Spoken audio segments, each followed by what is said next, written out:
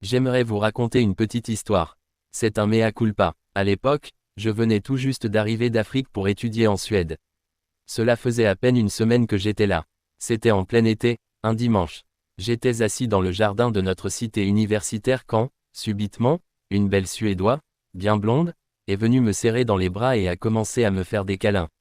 Moi, en bon soldat, je joue le jeu. Elle me demande à quelle heure je suis rentré hier à la maison.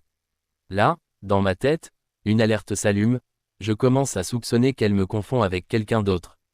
Mais je continue à jouer le jeu et je lui réponds simplement, laisse tomber les questions, tu m'as trop manqué. Directement, elle m'embrasse et me propose qu'on aille dans ma chambre d'étudiant. Sans hésiter, votre soldat exécute les ordres. Arrivé dans la chambre, tout s'enchaîne rapidement, dans une passion intense. Le match fut long et rempli de sensations fortes et heureuses. Satisfaite et tout sourire, elle me demande ensuite de la raccompagner au métro.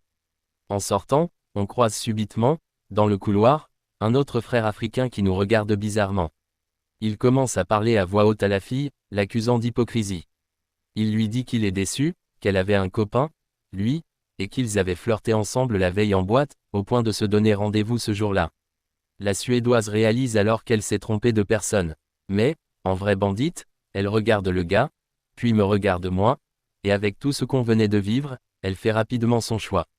Elle me tire par la main et dit, « Viens vite chérie, il se trompe sûrement de fille. » Moi, dans le game, je prends un air sérieux, je hausse le ton et je dis au frère, « Ne menace plus ma copine. » Et on est parti rapidement.